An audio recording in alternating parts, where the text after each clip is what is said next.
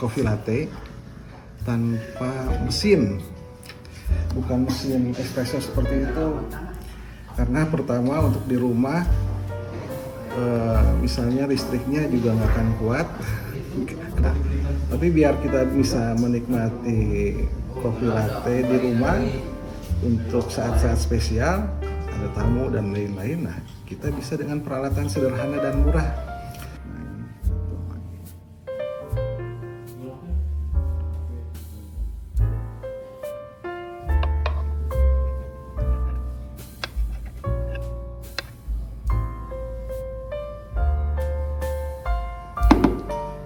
Lumayan lah ya.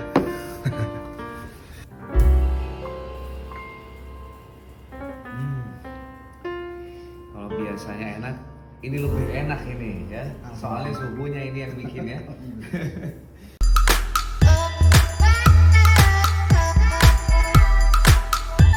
Bikin tutorial untuk membuat coffee latte tanpa mesin, bukan mesin espresso seperti itu.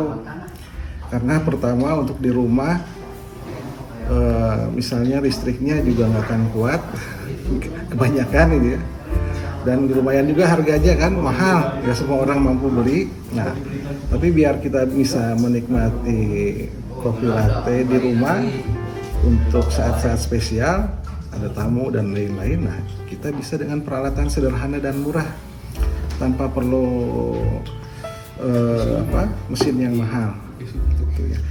Mungkin ya alat yang dibutuhkan cukup ini untuk espresso base-nya, meskipun ala kadarnya. Ini misalnya bisa pakai Vietnam drip karena murah ya. Untuk espresso base-nya bisa juga pakai mocha pot ya, atau aeropress. Ataupun lebih yang agak mahal dikit, misalnya bisa pakai rockpresso atau flare ya. Nah, kita pakai peralatan yang sederhana dan murah saja lah misalnya, tapi masih tetap bisa dinikmati untuk membuat cafe latte. Ya, bisa pakai Vietnam drip untuk espresso base-nya, bisa untuk bikin membuat susu foamnya, bisa pakai namanya French press ya. Nah, untuk susunya pun kita tidak perlu susu cair seperti ini, karena ini masa simpannya juga sebentar ya, cepat busuk kalau nggak habis. Kedua, harganya juga lumayan.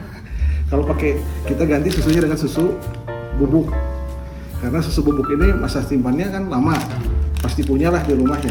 Biasanya rata-rata punya, jadi bisa memanfaatkan yang ada di rumah. Gitu. Oke, ini bahan-bahannya, terutama dan juga kopinya. Sebagus apapun bentuk latte artnya gitu ya, kalau kopinya nggak enak, nggak bagus, itu juga kerasa kan berpengaruh. Jadi kopinya terutama juga yang bagus. Oke, kopi Arabica yang kita pakai.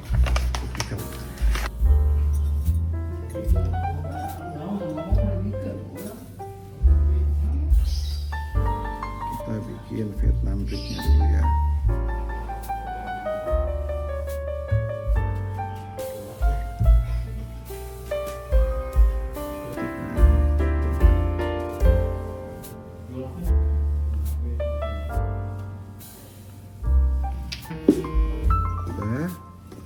Kita lihat hasilnya. Kita bikin espresso base-nya dulu. Jadi ya ini daripada, maksudnya apa? Biar alternatif lah ya. Meskipun jangan dibandingkan dengan hasilnya dengan yang pakai mesin. Nah, ini kan espressonya ceritanya.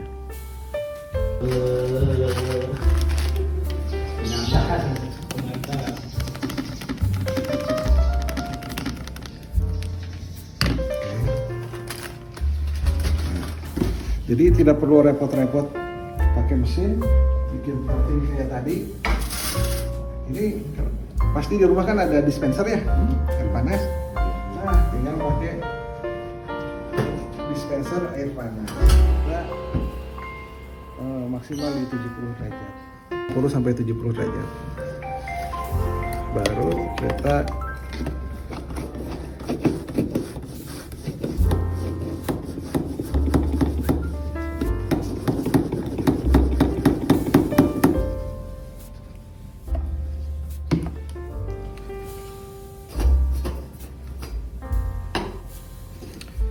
pindahkan ke milk jug.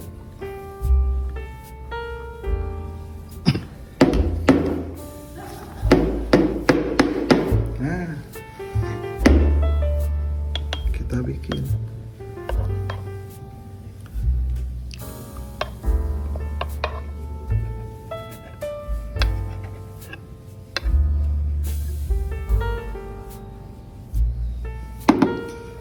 lumayan lah ya.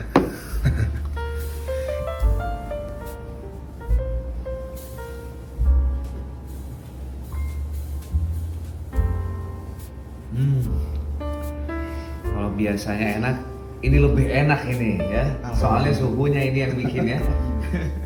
Ya, sekarang di Rumdin kedatangan Pak Kurniadin ini dari Distan. Setelah sekian lama kita minta ke sini, waktunya nggak pernah cocok terus ya. Sekarang saya merasa dapat sesuatu yang spesial ini, langsung diracik oleh Pak Kurniadin, ahli kopi di Pemkab Bandung. Kan sebetulnya kalau di Kabupaten Bandung itu jenis-jenis kopinya yang ada itu apa saja yang merupakan unggulan? Kalau yang unggulannya jelas jenis kopi Arabica unggulannya, tapi Robusta juga ada, hanya sedikit sekali.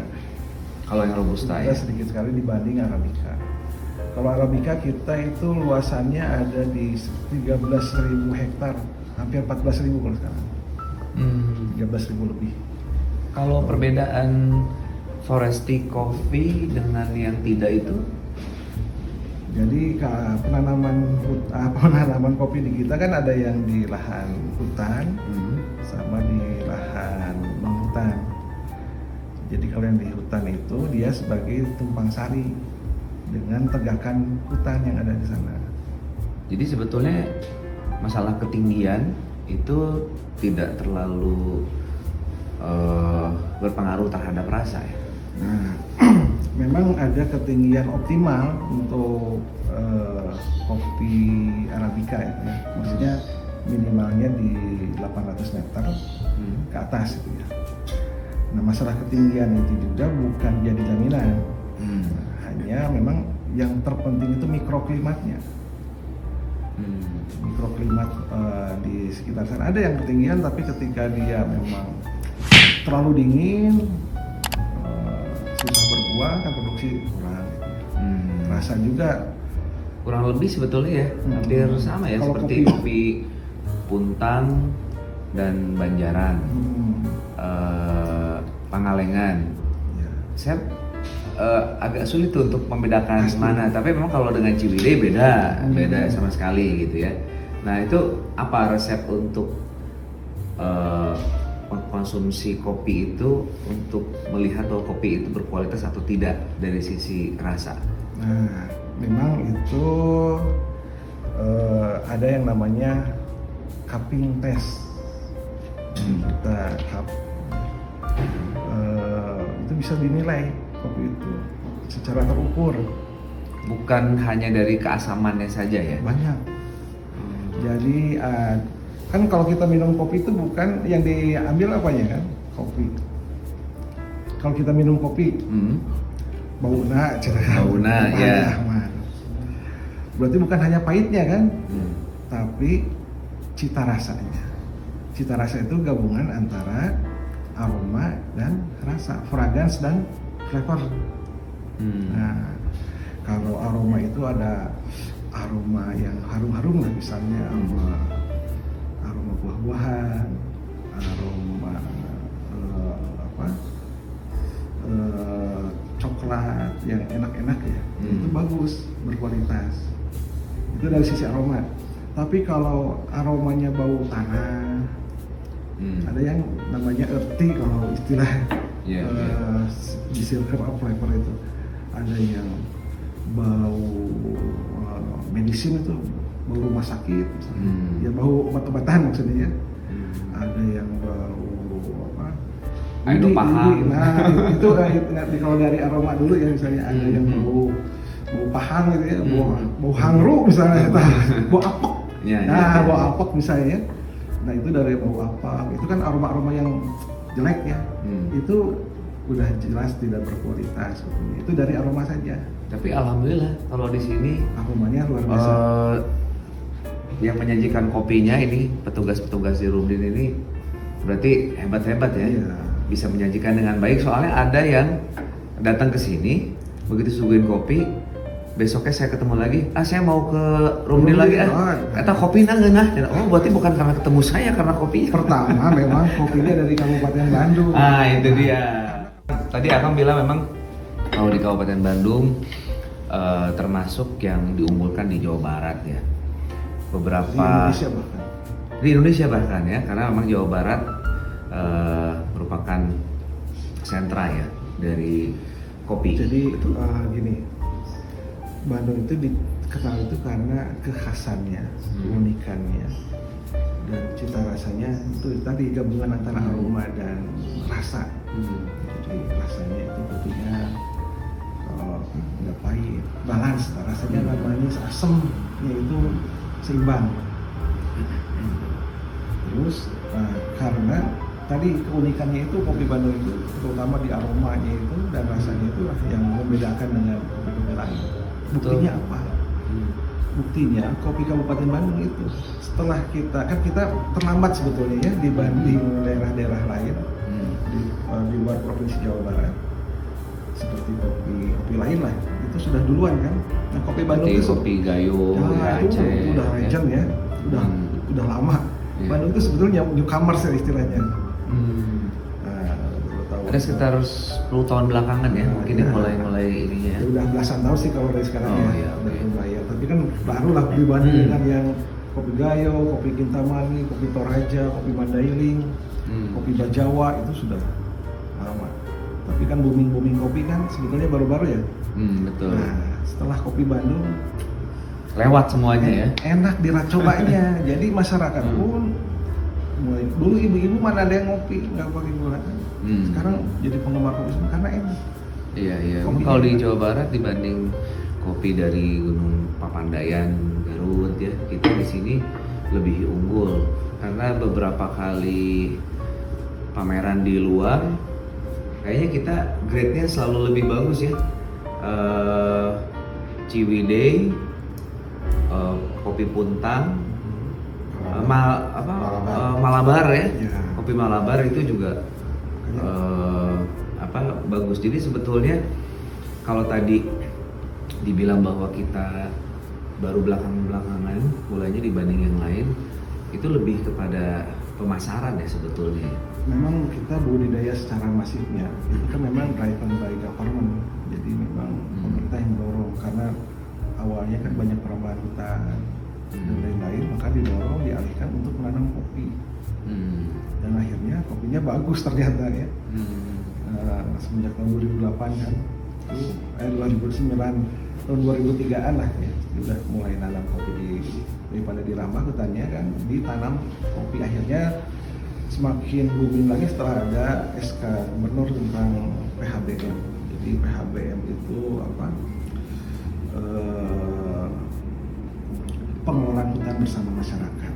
Jadi banyak yang nanam di hutan. Akhirnya masyarakat kan tidak merambah hutan lagi, tidak untuk nanam sayuran dan lain-lain, dialihkan ke nanam kopi. Dan ternyata cocok sekali karena memang sejarahnya ternyata kan kopi itu asal mulanya dari Bandung sini. Kalau kata sejarawan kopi, kebetulan saya bukan ahli sejarah kopi.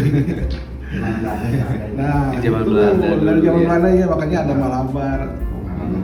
Terkenal kalau kopi itu di Belanda itu namanya kan Java ya. Java itu kopi maksudnya. Sampai ada lagunya kan dari jadi memang dari dulunya udah kopi. Ternyata cocok sekarang. Nah, dan rasanya luar biasa. Buktinya kita unggul itu kopinya dari mana? Sebetulnya ada di Indonesia itu kontes kopi. Ya kalau kontes kecantikan kan ada ya. Itu kan berarti paling bagus tuh kalau namanya kontes kan, atau kontes apa? Kontes domba, kontes macam-macam kontes. Nah, kontes kopi juga ada. Itu ultimate-nya kontes kopi di Indonesia, namanya Kontes Kopi Specialty Indonesia. Untuk di tingkat nasional, dikirimkan di tingkat internasional nanti yang dipilihnya. Nah, untuk tingkat nasional saja itu kita mengapa bisa mengklaim kopi enak? Karena Bandung itu beberapa kali juara di kontes kopi. Salah satunya yang juara itu dulu tuh tahun 2015 itu kopi Wanoja, Nenek Eti. Nah, itu juara di kopi KKS, di kontes festival kontes nasional, ya, kontes kopi spesialty Indonesia di tingkat nasional itu. Itu tahun 2015. Karena apa? Kenapa bisa mengaku kopi enak? Karena tadi udah pernah masuk dan bahkan juara di kontes kopi tadi dari ratusan sampel, bahkan ribuan mungkin ya, seluruh Indonesia yang masuk, hanya 15 yang masuk final. Dari 15 itu tersaring lagi sampai ada juara 1, 2, 3. Waktu itu secara teknis bagaimana memilih para pelaku-pelakunya, ya ada kurasi lah gitu ya, prosesnya itu semuanya dari pemerintah daerah waktu itu seperti apa? Ya jelas teknisnya. Karena kita itu membina dari hulu ke hilir kan. Jadi bukan hanya sekadar ngasih bibit, tapi sampai ke pelatihan, bahkan ke teknik penyeduhan. Petani itu bisa. Jadi sebelumnya memang ada pembimbingan dulu ya untuk mereka. Bahkan kopi itu kan di Bandung itu udah jadi budaya. Jadi budaya. Coba aja kalau mau bawa ke tempat-tempat kopi, ke petani-petani, mereka udah bisa nyeduh, udah bisa cupping, ngaduk kopi. Jadi udah ngebudaya. Jadi mereka udah bisa bikin V60. Kami di Soreang mah P60. Jadi udah biasa nyeduh gitu, udah tahu cupping. Petani itu padahal, jadi mereka tahu bagaimana budidaya yang benar karena dari cupping sampai pengolahannya benar. Nah itu sudah membudaya di tingkat petani kita itu.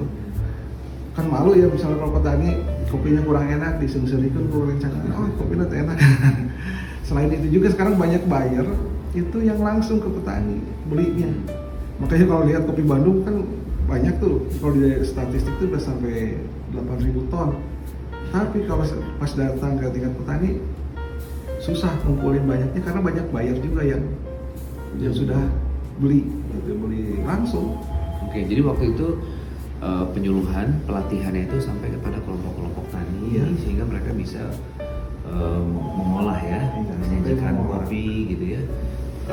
Saya kira ini baik sekali ya, sehingga kemarin itu saat COVID ya, itu justru banyak bermunculan ya para pelaku kopi yang juga dia sebagai petani kopinya, dan itu rasanya juga luar biasa. Jadi ternyata memang peran dari pemerintah daerah ya saat itu dengan pelatihan ternyata juga menjadi bekal ya untuk mereka. Sebetulnya kalau berdasarkan pengalaman nih ya, kayak tadi mengapa susah ngumpulin kopi di Bandung dalam jumlah banyak? Karena masing-masing tadi sudah punya bayar, atau kadang-kadang sudah ada yang duluan sebelum panen misalnya ya, udah terikat. Jadi sebetulnya secara database data keluar masuk itu juga sulit berarti ya untuk mendapatkan data ya. Bisa jadi yang kita punya malah lebih besar sebetulnya. Bisa jadi lebih besar. Kalau pas musim panen nih, coba datang ke pembuatannya ke kebun itu masif itu orang yang cari kopi itu. Banyak banget. Apalagi sekarang kan kopi kita juga dicari ya. Kopi kita itu dicari tadi karena aromanya tadi. Iya betul. Untuk biar meskipun dicampur dengan kopi lain ekspor itu jadi kualitasnya meningkat dengan adanya kopi Bandung. Oke. Jadi pada nyari ya gitu banyak, bukan 1-2. Bahkan ada yang udah nyimpen 20-an dan lain-lain, itu banyak. Jadi memang cepat terserapnya sih sebetulnya. Kopi Bandung itu jarang ada yang bisa. Coba aja kalau lagi ngapain. Dan sebetulnya kalau berbisnis di kopi itu tidak ada resiko tidak terkonsumsi ya, karena kan penyimpanan juga bisa cukup lama ya. Panjang. Bisa panjang ya. Sampai. Tapi ngaruh nggak itu kalau masa penyimpanan yang lama terhadap aroma? Kalau secara teori ini ya, memang yang pernah saya tanyakan itu dari Pak Yusianto, itu ya maksimal 1 tahun itu paling optimal rasanya. Tapi dengan pengemasan yang baik, bukan terbuka dan lain-lain, dengan pengemasan Sudah dikemas ya, tertutup supaya aromanya kan untuk untuk green bean. Jadi nyimpennya petani itu dalam bentuk green bean, dalam bentuk green bean yang belum di roasting. Jadi nggak akan rugi sebetulnya. Dan yang green bean itu yang secara produksi lebih banyak. Ya, green bean justru yang paling banyak. Kalau untuk hasil roasting itu kan hanya beberapa pengolah. Oke, Pak Kurniadi, nuhun terakhir harapannya terhadap dunia kopi di Kabupaten Bandung. Ya, alhamdulillah kopi di Kabupaten Bandung ini memang kalau dulu itu ya, kalau nyimpen kopi sekarang di pinggir jalan, orang nggak ada yang melirik. Sekarang nyimpen kopi, jangan berani-berani nyimpen kopi sekarang di pinggir jalan, sebentar aja hilang. Jadi mereka menyebutnya sudah emas merah, gitu, cherry-nya. Buat para petani itu alhamdulillah sudah bisa mensejahterakan. Yang dulunya hanya sekedar buruh tani, sekarang sudah mempunyai lahan garapan sendiri. Bahkan ada yang bisa umroh, beli mobil, ya alhamdulillah peningkatan kesejahteraan. Ya. Jadi itu perlu dipertahankan, jangan sampai perlu dipertahankan dan ditingkatkan. mudah-mudahan meningkat terus ya. Mudah-mudahan. Hubungan ya antara kita, pemerintahan, para pelaku kopi ya, masyarakat, kemudian juga buyer, semuanya bisa terjalin terus dengan baik sehingga bisa terus menjadi juara nih kopi dari Kabupaten Bandung. Bahkan ya. tahun 2021 itu kita hat-trick itu untuk kategori Arabica. Juara 1 dan juara untuk kategori full wash dan naturalnya itu dari Bandung semua. Dari Cilengkra, dari kopi Manglayang dan kopi Kamajang. Kopi Puntang juga pernah juara juga tahun 2019. Pokoknya tiap tahun itu hampir masuk final, makanya cita rasanya. Berarti sebetulnya kita merata ya dari sisi kualitasnya itu tidak hanya misalnya puntang-puntang saja. Merata itu kan ada Bandung Utara. Iya. Bandung Utara itu ya tadi kopi Cilengkra Manglayang ya. itu juara 1 juga. Ibun kan Bandung Timur ya, itu juara juga Ibun. Pangalengan udah pernah juga, Ciwidey udah pernah juga. Oke, jadi kalau misalnya mau kopi ya ingatnya Kabupaten Bandung ya. Oke, sekarang saya mau seruput kopi dulu.